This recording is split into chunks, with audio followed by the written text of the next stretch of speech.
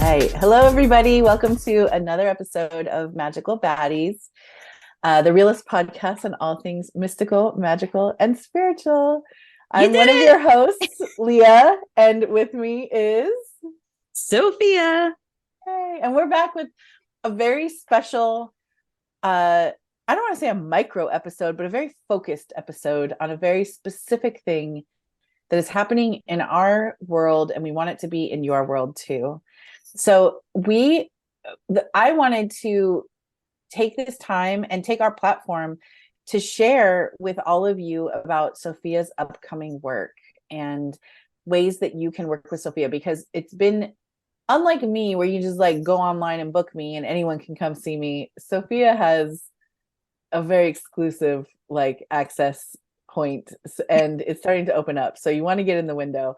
But so we're going to take this time to kind of do like a little dive into this upcoming class. So Sophia, before we talk about the class, I Mhm. wanted to know, well, first, is there anything you want to start with before I'm just launching in? Is there No, anything that you launch want to say? in. Okay. I'm here for the Okay. ride. Okay, cool. Um, well, I was wondering, before we get into this upcoming class, I was wondering if you could talk a little bit about where you started with your work. You've kind of like hinted at it a little bit, Mhm. but where you started and where you are now, and then we'll talk about what brought the class on. So where you were with your work before, where you are now, and for people to understand like what you do. Sure. So, I mean, in the grand scheme of things, it's just evolved over time. But let's just go into the vacuum of like right before maternity leave into now. Yeah. Um, well, I guess we can generalize. So, I think for a really long time, I really identified with being a shadow worker. And also, though I am trained to be an Akashic Records teacher, I've never identified with the idea of the Akashic Records, mostly because, and this is semantics, but mostly because I don't like the idea of like some cosmic library. It's just too in the box for me. And I think Yeah. the Akasha is like so much more like unbound and unfolding and ever evolving space that we can't comprehend. And I think that it has also, the Akashic Records has become a almost like a catch-all for psychics, kind of like Yeah. how Reiki has become a catch-all for energy workers, which I've mentioned on the podcast here and there. Yeah. Yeah. Um, but overall, I would say I tend to like to work in the darker side of things, the places that people don't want to go, the energies people don't want to work with. I think as a person, I like a challenge. And given, why do you laugh? No, I'm kidding. But given my experience as a human being in this life, and I'm sure many lives, the darker stuff, the chaotic stuff, all of those things are things I'm familiar with Yeah. and I'm very comfortable with. So, things that go bump in the night, I'm like not afraid of. And if I am, I like to challenge myself to push my own boundaries. So, for a really long time, like I said, I identified as a shadow worker. I identified with this idea of transcending the limitations and of ourselves and whatnot. But there's been definitely a switch. And astrologically speaking, this makes sense because my South Node is in Scorpio in the eighth house. So that's the stuff I dig and stuff I know. But my North Node is in Taurus. And um, what I realized is all of the experiences that we have, all the traumas that we go through, all the hard stuff we've been through, it's really easy to get trapped Yeah. in healing those or trying to get the answer or trying to figure out. I mean, most of the time we don't even know what that looks like healing, what it Yeah. looks like. And it's very easy to get trapped. And I think that Yeah. people commodify off of that, right? Yeah. Like, Totally. oh, you haven't manifested this because you're Yeah. working through this block, or you don't have a partner because you have to fix yourself first. And frankly, I think it's really bullshit. And I think the true power lies in maybe less about healing it and more of coming to terms with it and understanding that's Yeah. how it has molded us. And that is the beauty in life. I also Mhm. have come to this realization, and I talked about this on Instagram today, and of course it didn't get any kind of hits. And I was like, maybe I said something wrong. But you know, in Kabbalistic studies, and I'm a Kabbalist, there is something where we're constantly reformulating numbers and divine names to get us closer to the mystery, closer to God. And Mhm. one of the things that Kabbalists understand is that Judaic Kabbalists, not Hermetic Kabbalists, is that God might not be perfect and Mm. God might be imperfect. And if that's the case, wouldn't our imperfect lives be divine? So I say all this because I think that I was also getting trapped in what I'm comfortable with. And what I realized is that this life is so innately spiritual. And as Mm. human beings, we are so innately powerful and magical and part of this mystery. And Yeah. it really clicked in my mind that like maybe we should stop looking at ourselves as being outside and being Yeah. integrated into Yeah. everything. And that's not just the world and nature and the material, but that's also within the divine as well. Yeah. And when we think about like dimensional works, I feel like, again, another thing people commodify off of is this idea of ascension and transcending. But like Totally. dimensional stuff is not linear. And so if that's the case, aren't we like living this stuff simultaneously if we Yeah. understand time to a scientific like understanding, which is the best way I can look at it? Well, then if we're living this stuff simultaneously, like I think it's just like, shouldn't we just open our eyes or reorient ourselves Yeah. to like the magic that is here? So I think my work has just taken a turn maybe away from like pushing the limits. I mean, I still like to push limits, obviously, but pushing Yeah. the limits into Yeah. like the darkness and what we don't know and Yeah. and pushing the limits of like what we understand our current life in this Mhm. incarnation as we are living is. Yeah. Okay. Yeah. Does Which, that make sense? yeah, it totally makes sense. I wonder if, because a lot of like what you just described, it sounds like you arrived here through your own study. And I wonder if you could talk about how like your upbringing informed your path, your spiritual path. Sure. I think it's karmic, but I think I was really lucky to be born. And by the way, luck is not like a happen chance. Luck is something you create. But I think I was really lucky to be born into like a really magical family. So my grandmother was a root worker. So she worked with herbs, she worked with candle work. There were a lot of chicken magic. We always had chickens. Yeah. There's a lot of Yeah. stuff like that.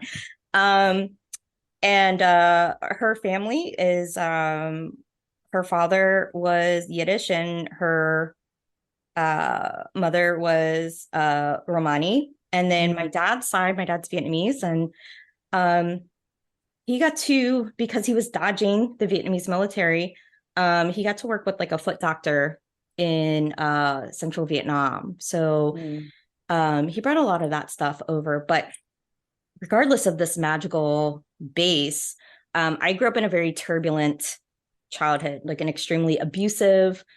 My grandmother was kind of my safe haven. My mother Yeah. and my father gave me up, and then they kind of played, used me as a bidding tool. Yeah. There's a lot of physical abuse. There's a lot of mental, emotional, sexual. Yeah. I mean, to give you like baseline, I was locked up in a cage in the basement, and the neighbor found me. And Yeah. that was just like one of the things somebody caught. So because of that, I have always felt very isolated and alone. And after I had my last child, I started writing a book about everything I'd been through. And I honestly didn't even realize how bad it was until I started writing. And my editor, she kind of wrote some notes and she kept saying like, oh, what about here? What happened here? You know, whatever. And I realized I didn't have a lot of memory, and which is common for somebody with PTSD. So I started the process of EMDR, which has been like mind-blowing and magical. And I know it's something that is recommended for people with complex PTSD and just PTSD. I got to see myself from another point of view. So I think for a lot of people who have gone through like highly abusive situations, and you know, it's not just my childhood, it's stuff that I went through as a adult and a teenager. We kind of just like bury it and keep it moving. And you get told over and over like how strong you are, how resilient you are. But like that starts to kind of fade. You kind of, at least for me, I was just kind of like, I don't want to be known as that. Like there's more to me. Like I want somebody to check in on me. I am emotional, like, you know, whatever. And so when I did the process of EMDR, when I was in my memories, I actually got to see myself from another point of view. And I got to see myself as this soft and caring and nurturing and loving, like mother and person. And it just like, I don't know, it just clicked a switch in my mind. It clicked a switch in my being. And it stopped mattering. Like what happened in the past, it just doesn't matter anymore because I've come such a long way. And I think that seeing that not only cracked me open and like really pulled me down. It was like a huge tower moment. Like everything was starting from the base again. It was just kind of like, okay, I started doing spiritual work professionally to help other people, to say like, oh, if I've done this, you can do it too. But I feel like this is like a whole nother level of saying like, oh, well, like just bring yourself to the present. Like don't let somebody tell you you shouldn't believe in this, or what you went through wasn't valid, or what you need to work on. Like honestly, a lot of these practitioners don't even know what the fuck that means. To be frank, you know, they're like, you need to work through this. Okay, what does that mean? Tell me. You know? So it just really just shifted gears. And I think that when I was a kid, because I felt so alone and so isolated, it was very natural for me to listen to spirit early on, because everything else around me was like a lie, and you have to kind of hang on to something. So I think like spirit telling me I'm doing a good job, which scared the bejesus out of me. Spirit telling me like I'm not meant to be here, and like all like hearing voices late at night, all these things. Like I got so comfortable with that because it was the only thing that felt like it cared for me. And I started learning how to keep an eye out for spirit. I started keeping like it's just, I just walk so close to it. And I find that a lot of people are trying to get past that barrier of trust. Like they know it's there. They feel it, they've seen it, but they just like aren't sure. And so I think from somebody working on the back end, I don't know, I just want people to trust in it and like see it the way I see it, and know that like, okay, we don't have to like set up sacred space. We don't have to listen or be like so loyal to a lineage. Like we get to create our reality and our spiritual reality and belief system and foundation. And I don't know, it just like makes living life way more magical. And who wouldn't want to enjoy that? I think one of the things I'm hearing is like in the process of coming into your own spirituality, you also kind of like saw through the veil or like the illusion of like performative spirituality. And I think that's like a lot of like when people are on Instagram telling you to like be present or whatever, and you're like, what does that mean? It's Yeah. a performance of something that we really can't grasp in our culture because we're not raised with those things. And then we want to find that, and you're like, I don't know where, I don't know. So But yeah, let me like share something. I think that this is probably a really great way of like kind of showing how I see the world and like how I feel like all the stuff, the torment that I went through is like not necessarily like it sucks and it definitely has brought me to tears. But um I think if I didn't go through all the trauma and mistrust and distrust that I went through, I would not be hyper vigilant. I vigilant. Vigilant. Yes. I would Yeah. not be hyper vigilant. And I think that because of that, Yeah, and most people who go through abandonment and go through that sort of thing, we kind of see people from a different point of view. Like we're totally, watching and we can see kind of through the bullshit, right? And totally. so like we're always the ones that are like, I don't fuck with that person. And everyone's like, she's so nice. And we're like, no, no, no, no, no. No. So so that's awesome to me because I get to see through that, right? And Yeah. like why would I mean that is like the bonus that I get out of it, or what you said, like the Benny. It is the Yeah. Benny of going through that sort of trauma. Like I can see through Yeah. that. And I know you and I have had this conversation. Like I think people that have gone through a lot of stuff um do tend to be a lot more intuitive. Yeah. And because you have to learn how to trust yourself more than anyone Yeah. else, because you can only rely on yourself. Yeah. You and I've had this conversation, like just like outside of my psychic ability, I could read somebody no Yeah. problem, right? Same. Same. um and see, like I just feel like I feel like or I think that what's true is that when we think of like the tarot card, the Hermit, like the Hermit's alone and they're developing their own sense, and when they're alone, they get really close to spirit, they get close to light, and it helps them, or they start to carry the lantern for other people. Yeah. Um, I think not that you have to have gone through trauma, but there has to be some kind of hero's journey. Yeah. And so like if we look at it from that perspective, because as human beings, we really love a story, Yeah. um, it sort of changes not necessarily the narrative, but maybe the ideas that we have around it. Yeah. I totally agree with this, like with what you're saying about like you have to have gone through it to have this ability.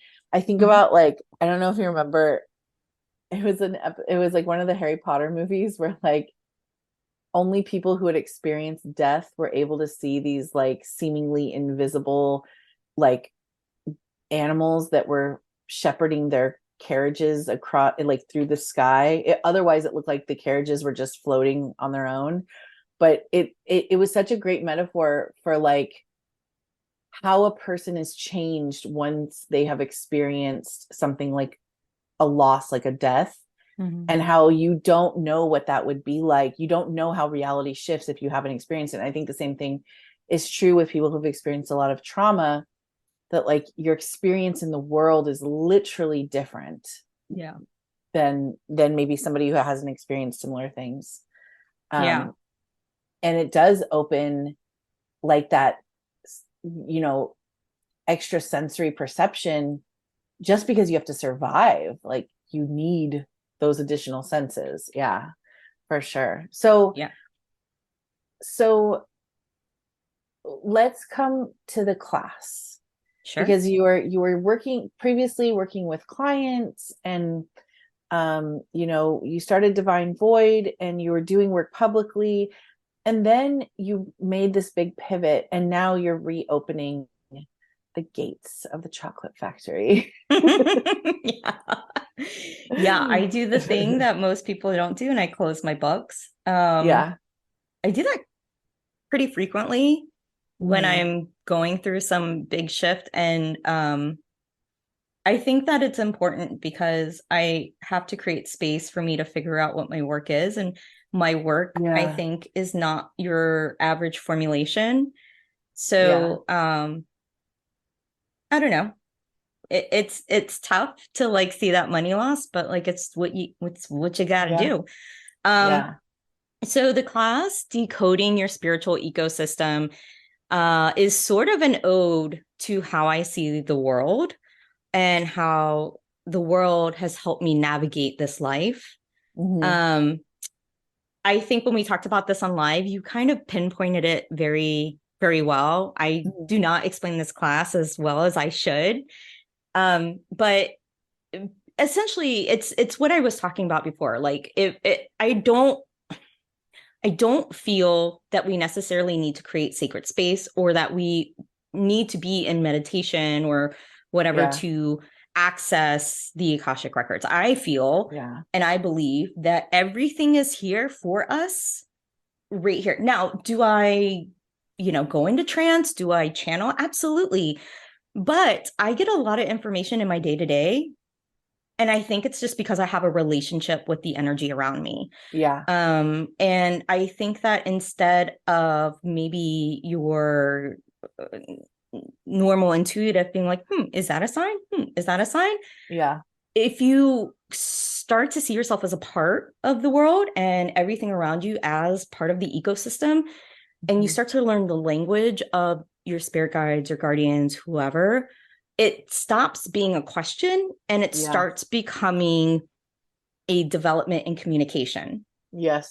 And everything informs each other. So we aren't necessarily at the center of it, we are part of it. So Right. just as much as like maybe somebody walks past us in our lives and we're like, oh, they're wearing red, which makes me think of XYZ. Yeah. Who knows what you're wearing and that affected them? Like there is just, it's the whole ancient idea of chaos and order, but no one really Yeah. understands, out of chaos becomes order. But is Hmm. it like, is that the Yeah. way? It's the chicken and the egg situation. So Yeah. anyways, I think that also, again, maybe this is semantics. I really hate the idea of the higher self Mm. because that denotes the idea that there is something better and that how Yeah. we operate here is worse.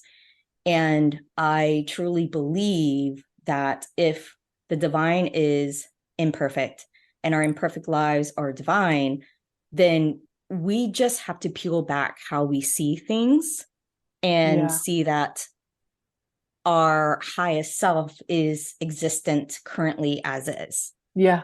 Um, Totally. so in this class, I was doing the slides for this and I didn't even realize how much science is involved in this, but we do talk a lot of science. The science of energy, the science of Newtonian physics, quantum physics, and not quantum the way they say it on the internet. Um, we actually deep dive. There has been some awesome studies at Stanford University that we'll talk about. Um, and we'll also dive into like my favorite, which is books through antiquity. We'll talk about Revelations. We'll talk about the visions of Ezekiel and how that all pertains. Because I think as a historian or amateur historian, there has to be some sort of foundation for me to understand my practice. And I Yeah. think for most human beings, we have to create some sort of foundation for our belief system. So, Right. like, whether this is tricking the mind or truly believing it, like, I mean, that's ultimately up to the people that want to come to this class. But what I'm teaching is how to drench your reality with your subconscious, with the Akasha, with the spirit world, because it is there. And most of the people that I work with are highly intuitive and do see it. It's Yeah. just how do we blur those lines and how do you learn to trust it? And how do you Totally. learn the language so that you Totally. know you're in constant communication? Yeah. Yeah. I think one of the things I mentioned on Instagram Live was that like this class is inherently pursuing like a decolonial lens because what you're helping people do is like reframe themselves from being like an observer of their ecosystem, an observer of nature, and being immersed as a part of, which is a totally different relationship. And, a decolonial relationship, because, colonials believe we're outside of nature. We can control it. We're in charge of it. We can destroy it. But a decolonial perspective would be like, no, I'm in it and it's working with me and I'm working with it. We're immersed. We're all together. Yeah, I love that. So what can people expect if they sign up for this class? So lots of science so far. I'm trying to like, I've gone through like this deep hole of science and I'm like, how do I get myself back out? No, we are going to talk about the science of what a spiritual ecosystem is, but this is an attunement too. So as you're working with me, it does peel back the layers so that you start to see the blurring in your surroundings. It is an active class. Now it can be as independent or involved as you want it to be. So class 2, 3, 4, there will be time set aside for people to share, what they found. I can help them decode it. Like we will have assistance. So that way you're not alone in the process, or you can see how it's done. Yeah. The other part of it too, and I think this is something I didn't realize till recently, when you start to immerse yourself into the idea that you are part of this ecosystem rather than an outside observer, I think a lot of people talk about surrender and flow. But nobody ever fucking explains what that means. Yeah, I know. True. Because like the way we think of it, right, is like surrender, flow. I'm just going to let things be. But like no one actually does because we're active, right? So we want to know how it's going. We book a reading. We do this, we'll do that. We ask the cards, whatever. Yeah. When you start to become or see that you are part of this ecosystem, it does help you relax a little bit. Yeah. And eventually learn to surrender because everything is around you already. It will like spirit, nature, technology will guide you as you go and guide you in the right time. So something that I learned in 2019, I started this ongoing note in my phone. And I've written down every dream and every crazy thing that has happened to me. Yeah. Or sign, synchronicity, whatever. All shorthand. Now, when I look at it in the beginning, there's all these things that I didn't like understand. And I remember like forcing it. I remember being like, oh, maybe it could be this. Maybe it means this, whatever. And now that I've gotten further along, I look back and I'm like, oh my God, like, this was an evolving language. So it was this, but then it became this, and then it became that. And then I forced this. So it didn't even work out because I wasn't ready. And time is so funny. So like they were giving me something that only existed 2 years later. You start to see things like that. And then like it helps you sort of let go of control a little bit. Totally. So I think in this class, you can expect to start to feel that. You can definitely feel the attunement of trusting your reality and being in tune with everything around you. And I think that the biggest part of that is trust, like learning how to trust in the present. It's huge. I love this because I think that's something that we get asked a lot. First of all, people perceive us and people that do our kind of work as somehow different from them. We're mystics, we're practitioners, we're trained, we must have gifts. And I think like what you're doing is you're rewriting that script that like, this isn't like, yes, sure. Can you study a modality? Yes, you can become learned in it, but everyone is immersed in their own ecosystem. Everyone is in relationship with nature. Everyone is a part of it. Everyone can be in that communication and be receiving the support that they need. But we have to like shift our perspective around who we are and what is our relationship to everything around us. Yeah. I also think a lot of people that are taking classes rather than just getting readings are looking for teachers to guide them, right? And something that is always tied and true for me is that like, please take what works for you and leave everything else. Yeah. Because it's very important that you trust your foundation. Question it, sure, because I like to question mine all the time, but like your faith foundation is really important. And I think that what happens a lot in classes is there's these teachers that say like, oh no, that's bad, you need to clear this, or oh no, you shouldn't be Yeah. doing that, or Yeah. Yeah. whatever. And I think it's the big one is technology. Like technology is so bad, EMFs and this, that, the other. And it's like, well, I mean, you're posting nonstop. You're a content Yeah. creator. So like whatever. Yeah.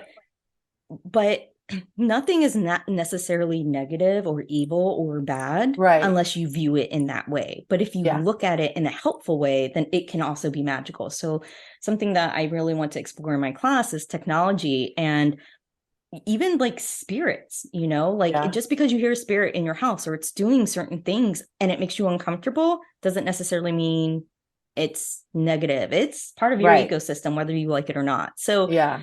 I think it starts to erase some fear and doubt, which Totally. ultimately feeds into trust. But Yeah.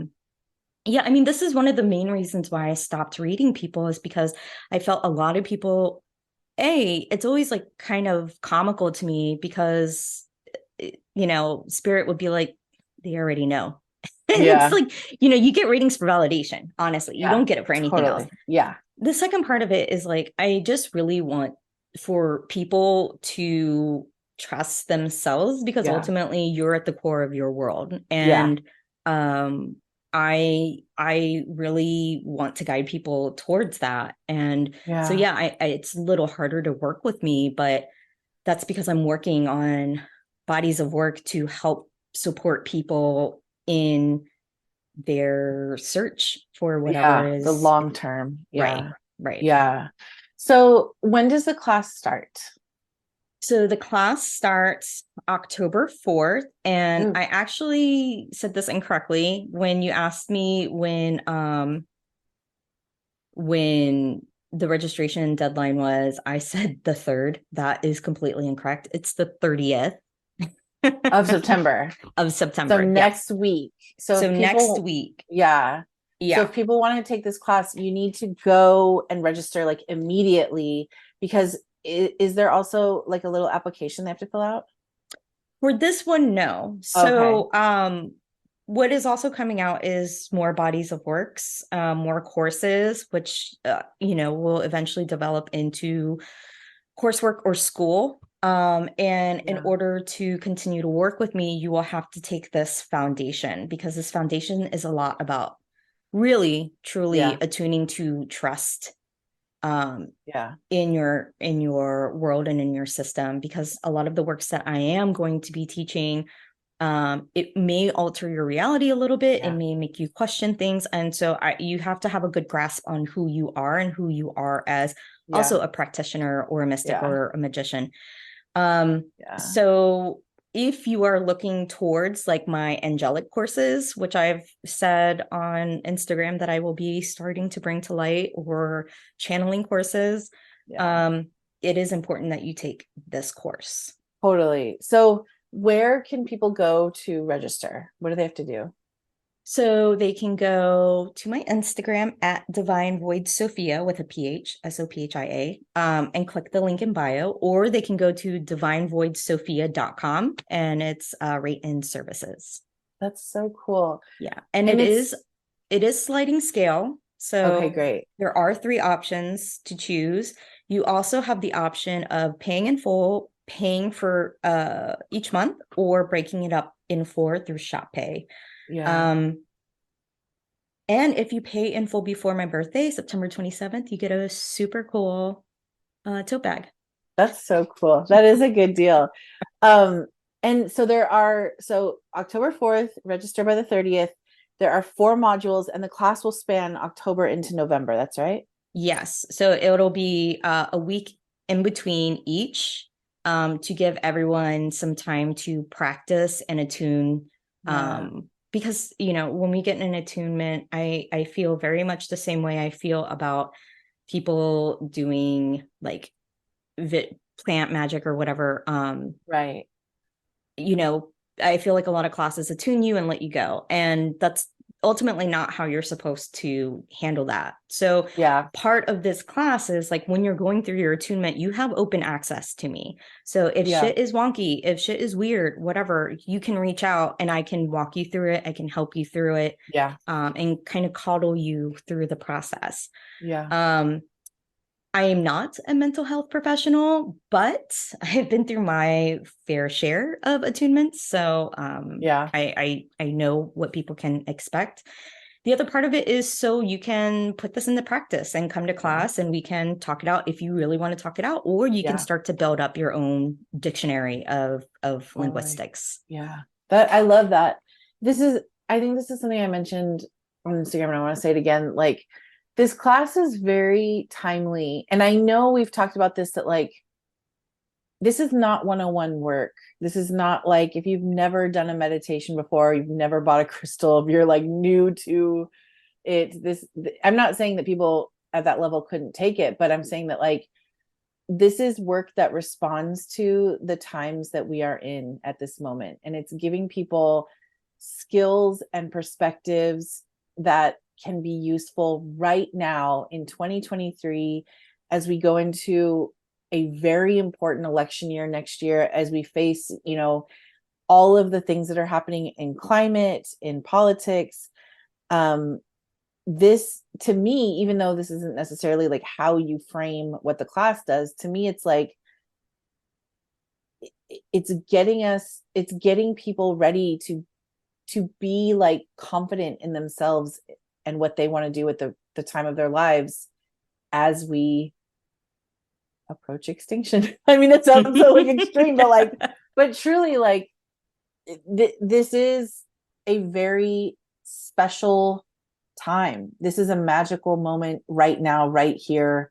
We don't have to escape to, have that magic right now. And amazing things happen to our collective when we stand in our agency, our magical agency, like that's and so like, I feel like that's an offering. This class is an offering toward those skills.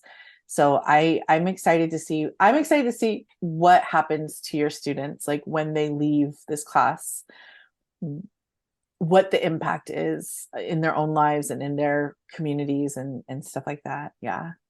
Yeah, I think that what I see a lot of online is a lot of escapism, like Right. offerings and commodifying off escapism.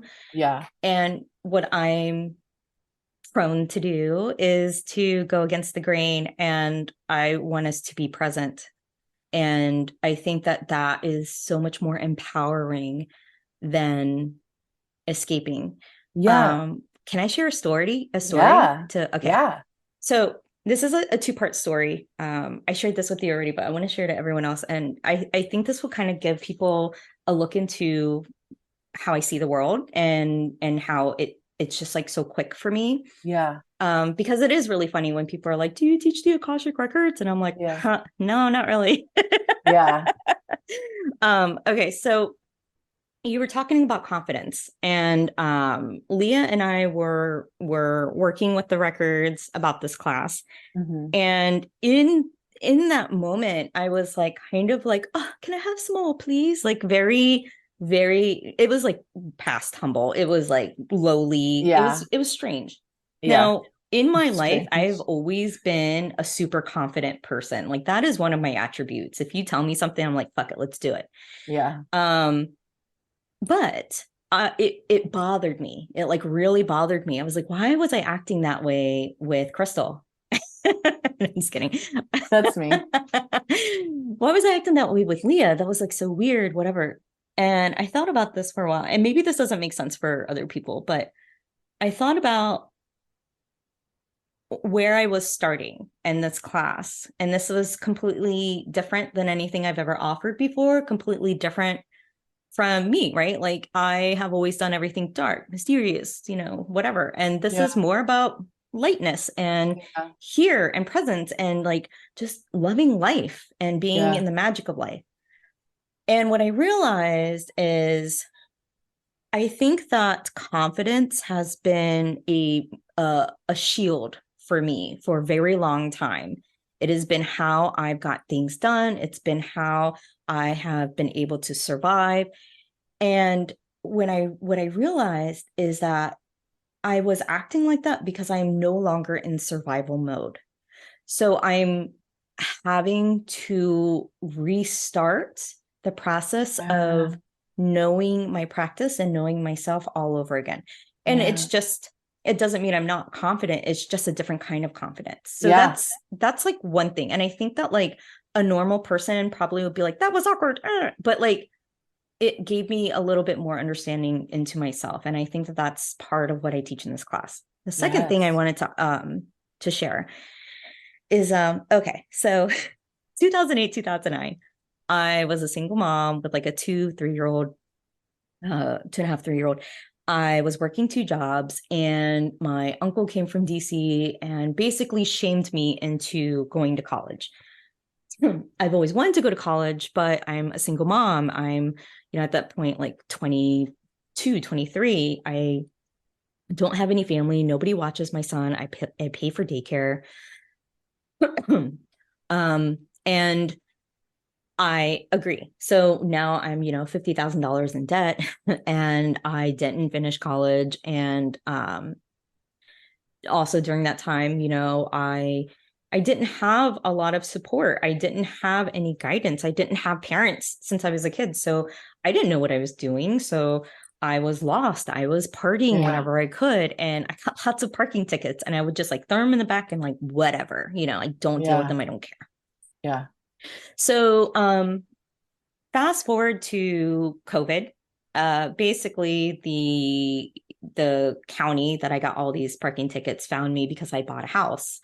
And so they like threatened to bench warrant me and all of this stuff. And I'm like, this is like weird, whatever. So I go in, they make me go in even though I have COVID, and they like make it like these, I'm brought in by these cops and they're like bulletproof vests. And, the judge is like, why didn't you pay these? And I'm like, cause I was a single mom and I didn't have money, like I was made to feel shame.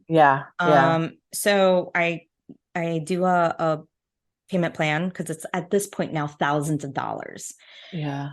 What I realized later, because I got a couple of tickets at another location, is that the county was actually offering everyone to pay the core price just to get money in. This place didn't offer it to me. The other place did. I paid it. And then they're like, oh, sorry, we applied it to the wrong tickets, to someone else's tickets. So I go through this whole thing. I'm fighting them. I'm screaming. I go to see the judge, like whatever. Like they're telling me it's my problem. Like they're trying to tell me it's my problem because I paid them so late. And I was like, what are you talking about? It was like before, anyways, I take care of those. And I'm paying this payment plan like clockwork. And then all of a sudden I type in my thing and it's gone.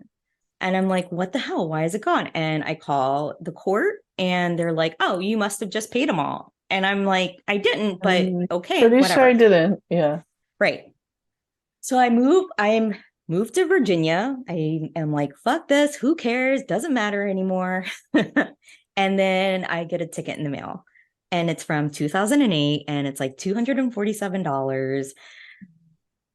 And I'm like, okay, this is like crazy to me. So I pay it. And then I get another ticket. And I'm like, this is like, it's starting to feel like stalkerish. Now, mind you, yes, I know I got the parking tickets. Yes, I know I didn't pay them. But at the same time, I know a lot of people that got a lot of parking tickets and hadn't been bothered once by the same county. Totally. So like, it was feeling really weird. I called a bunch of lawyers because I was like, if I'm going to spend $1,000, like I might as well call a bunch of lawyers. And I'd rather give them my money. And like literally all of them laughed at me when I told them it was parking tickets, and they hung up on me. So I'm just like out in the open swimming. Finally I get a warrant. And I'm like, this is so crazy. I'm like, I am a 38-year-old woman with kids, and like I'm getting warrants for a fucking parking ticket from 2009. This is insane. Like I can't deal with this anymore. So I call my adopted sister, who is the DA in another county. She gives me her ex-boyfriend's number, who's an attorney, and she's like, call him, maybe he can help you out. So I call his office and I tell the woman what's going on. And she's like, okay. And she starts to type in my name. And she's like, you're not coming up. And I'm like, oh, well, that's not my legal name. This is my legal name. And I start to spell it. And she goes, Sophia. And I'm like, yes. And she's like, this is Karen. I worked for blah blah blah. We represented you in 2004. And I'm like, what is she? I was like, this is, you must have someone else. She was like, it was for possession of a small amount. Now, in 2004, my son's father, at the time we got pulled over, he had a small amount, and then he was like, it's hers, it's hers. So he placed the blame on me. Classy. Right. Very classy. And then, and everyone knew it was not mine. And Yeah. so she remembered me. She was like, listen, I'm going to give you the skinny. You're going to pay us a ton of money. We're not going to be able to do anything. Do you know how much you owe? And I was like, probably like $1,000. She's like, first off, it's not populating because it's too old. So that is why. And that is why you couldn't pay it. So it's not a lie. Second off, she was like, call them directly and you're just going to have to bite the bullet. You're just going to have to pay them. They might work out something with you, but like, just do it. Don't even pay us the money. So I'm like, okay, that's really cool of her. So I call the court. Now, if anyone's dealt with the court, we know that people that work at the court are not nice people. Yeah. I call in, the lady's like, oh, Sophia? And I'm like, yes. And she's like, I remember you because you're the only person that has tickets from 2008. And I'm like, okay. And she explains to me, because I said I was guilty, they can't really reverse it. But she's like, but you owe this amount. I have a certain amount in my bank account. I have like $700 in my bank account. I have like no idea how I'm making any more money, but it wasn't even a thought. I was just like, I will send you a check right now. So I pay the $700 and I was like, I will pay the rest. Don't worry. So anyways, I get off that call and I feel like light. I'm like boisterous. I'm like, whatever. And my husband's like kind of weirded out. I'm like, so I have some bad news. I'm basically spending all of my money on this, even though we have bills to pay. But I started thinking about it. And I was thinking, like, why have I dealt with this for so long? And like, I seem to have gotten some sort of like progress, and then it would get revoked and whatever. Yeah. And I was like, okay, what do those tickets make me feel? And I was like, those tickets made me feel shame. They made me feel embarrassed. They made me feel guilty. And I was like, that is what it really was. I knew that it was energetically connected. This is also happening during the last full moon. Yeah. I'm like, and it wasn't even a thought for me to pay them. So I know this was me dealing totality. Yes, they are my parking tickets that I didn't pay in 2009, but also this like back and forth that I dealt with for so long is how I've been dealing with the idea of shame and guilt. Yeah. And during that time, I was a young mom, like I felt ashamed that I was partying with a 2-year-old, that I like didn't have money to buy him diapers, that I was like being a 22-year-old while also having a child. And I really feel that moment in realizing it, it was my way of absolving myself of that guilt and shame and recognizing that this is what has built me. So I'm not holding myself to the past anymore. So while it sounds like a crazy story or whatever, I think this is how we can see ourselves as more than just interactions and beings, and see things as representative, but also like actively do it in our real lives, like actually make things happen. And I think that's what healing is, like this idea that you like sit in meditation and you think about it and you like spiritually bypass and become like so nice instead have anger. Like that's not the way to do it. So that's the story I want to share. And I think that is how I see the world. And maybe that'll help people understand like sort of how because this class isn't a craft. This is a reorientation. Yeah. I love that. I love that story, because if you weren't in that perspective, you could just be like, life sucks. These bills keep plaguing me. I can never get ahead, and just have this like perspective of like, I am a victim to life. But instead, you understood like these, like the debts coming back into your life are kind of like, in a sense, a gift pushing you into this next chapter. And but that's a perspective shift that you would need to have, and not everyone can have that. And I think like this class is going to help people orient to that, because now you've opened up a lot of space for creating by clearing out. I mean, the words I'm using aren't the right words, but like by completing that cycle of that time of your life, like completing the shame of that stuff that, you know, like, and it's not even completing, because you're like, but it's like you understand yourself even more, so that if something like that were to come into your life now, it's not going to produce shame the way it did when you were 22. Like it's going to, you know, like you don't have to be afraid to walk on this planet in the fear of like, what if a debt comes in that I can't pay? What if I'm not living right? What if, you know, like I don't have a reason to be ashamed. And that is the perspective shift that I think happens when you in like that you're offering in this class. Yeah. Agreed. That's awesome. I'm so excited for this class, and I'm so excited for all the things that are going to be born from this class. And it just feels like such an, you know, to use the parlance of our times, a portal. This class is a portal. This like liminal space is calling for this portal of healing.